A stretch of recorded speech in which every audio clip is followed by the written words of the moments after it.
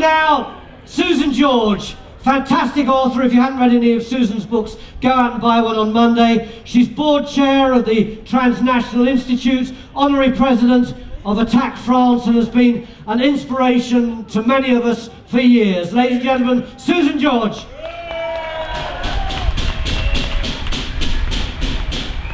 Thank you. It's terrifically inspiring to see this sea of people out there and know that we've all come with a common purpose. And we're even more numerous than you may think, because, for example, I've been asked by the entire European network of attack organizations, all 16 national attacks of continental Europe, to bring you greetings and solidarity. And we too are working in Europe, and many people are out today on the streets. We are millions here who refuse to accept that the very people and institutions who got us into this mess to begin with now think they can get us out of it.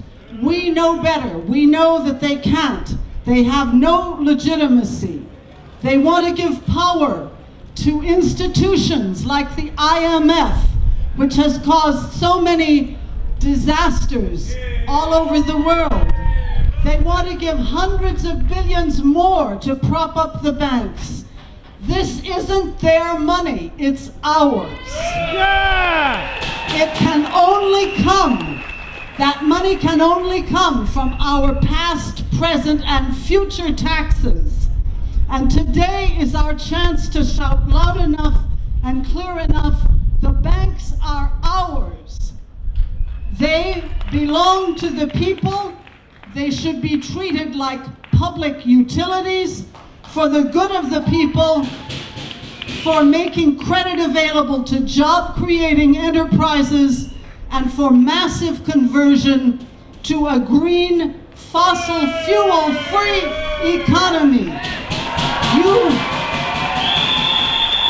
So you can join the climate camp in the city next week to press that point.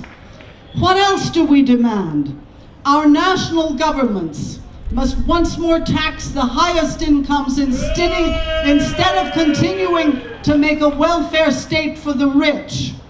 Our national governments must agree to close down the tax havens where corporations and rich individuals are hiding their wealth. Our governments must introduce international taxation, and these measures could raise billions for productive investments. And our government should finally stop talking about canceling the debts of the South and actually do it. That way poorer countries could also contribute to climate justice through reforestation, helping their farmers towards food sovereignty, and so on. That's what we need. The crisis is a crisis of the whole world system. It's a crisis of poverty and inequality, of food and agriculture, of climate and the environment. So let's use the financial crisis to solve the social crisis and the environmental crisis.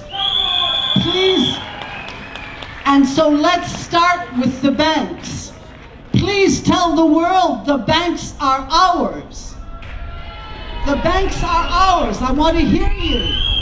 The banks are ours.